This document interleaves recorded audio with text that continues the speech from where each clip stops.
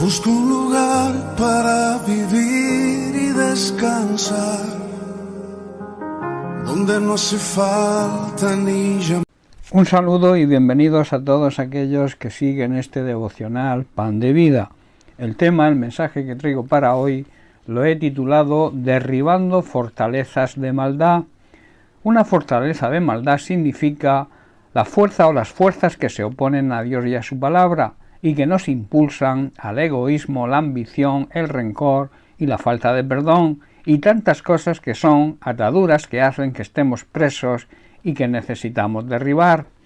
Pablo en 2 Corintios capítulo 10 versículos 3 al 5 nos dice: pues aunque andamos en la carne, no militamos según la carne, porque las armas de nuestra milicia no son carnales, sino que son poderosas en Dios para la destrucción de fortalezas, derribando argumentos y toda altivez que se levanta contra el conocimiento de Dios y llevando cautivo todo pensamiento a la obediencia a Cristo.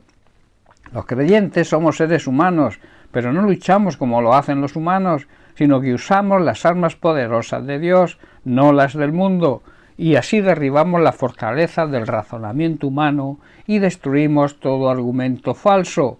Destruimos también todo obstáculo de arrogancia que impide que la gente conozca a Dios, y capturamos los pensamientos rebeldes y enseñamos a las personas a obedecer a Cristo.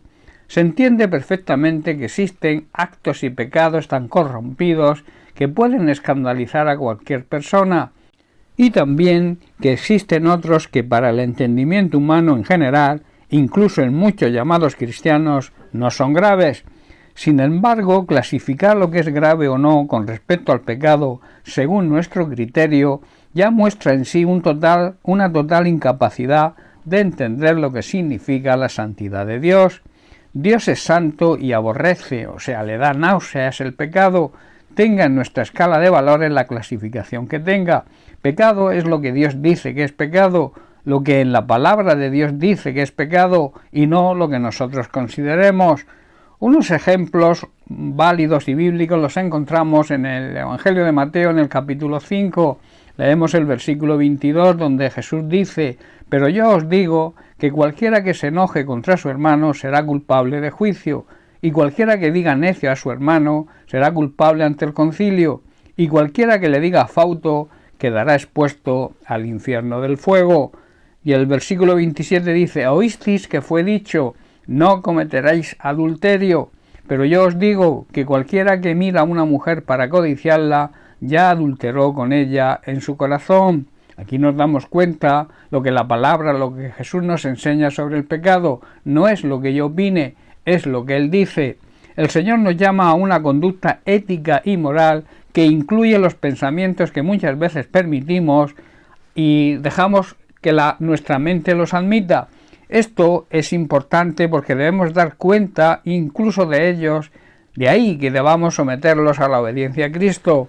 Esto quiere decir filtrarlos para ver si están de acuerdo con la palabra de Dios. El permitir pensamientos de odio, rencor, falta de perdón hacia un hermano o hacia cualquier persona, aunque no le hagamos ningún daño físico ni moral, nos convierte en pecadores a los ojos de Dios.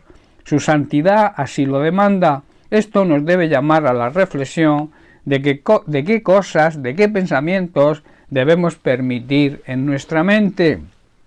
Pablo en Filipenses capítulo 4 verso 8 llama la atención sobre dónde debemos enfocar nuestros pensamientos y nos dice así: por lo demás, hermanos, todo lo que es verdadero, todo lo honesto, todo lo justo, todo lo puro, todo lo amable, todo lo que es de buen nombre, si hay virtud alguna, si algo digno de alabanza, en esto pensad. Debemos concentrar nuestros pensamientos en todo lo que es verdadero, todo lo que es honorable y justo, todo aquello que practicamos en justicia, todo lo puro, donde no haya mezclas ni contaminación, todo lo bello y todo lo admirable, y pensar en cosas excelentes y dignas de alabanza. Es de suma importancia entender que no debemos permitir el pecado en nuestra vida, por muy pequeño que pensemos que sea, y no es una opción. El propio Jesús nos ordena: sed santos porque yo soy santo.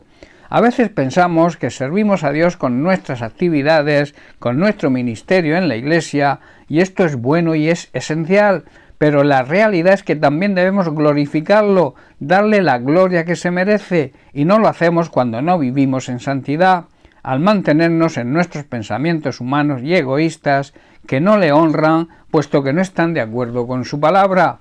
Debemos examinar nuestra manera de pensar, porque a veces cuando adquirimos malas costumbres, malos hábitos, disfrutamos de pensamientos que a Dios no le agradan. Nuestra meta, nuestra lucha debe ser la de agradar a Dios en todo lo que hagamos, en todo lo que pensemos. Debemos recordar que somos lo que pensamos, nuestros pensamientos marcarán nuestra vida, y ahí la necesidad de someterlos a la obediencia a Cristo. Debemos deleitarnos, debemos disfrutar en la presencia de Dios, agradándole en todo, y Él nos concederá las peticiones de nuestro corazón. No solo debemos honrar al Señor con nuestras obras, con nuestros hechos, sino también con nuestros pensamientos, con nuestra manera de pensar, que debe estar alineada con su palabra. Y la única forma de llevar cautivos nuestros pensamientos es conociendo la palabra de Dios, conociendo las Sagradas Escrituras y pidiéndole ayuda a nuestro Señor. Él, a través del Espíritu Santo, nos responderá y nos dará la fuerza y sabiduría divinas que necesitamos para derribar todas las fortalezas de maldad. Nuestro enemigo, el diablo, siempre va a querer engañarnos para ensuciar nuestra mente con pensamientos equivocados, y a veces lo hará tan sutilmente que no nos daremos cuenta que esos pensamientos nos llevan al pecado.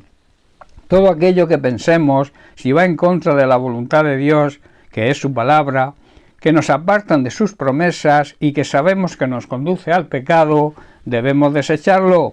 Recuerda, y te dejo con esto, debemos derribar toda fortaleza de maldad y ser radicales en todo aquello que nos aparte de Dios. Debemos ser radicales en cuanto al pecado, sabiendo que el pecado es lo que Dios dice que lo es y no lo que nosotros creemos o pensamos, y que nos aleja de Dios y de sus promesas. Bien, pues hasta aquí el mensaje de hoy. Que Dios te bendiga. Un abrazo.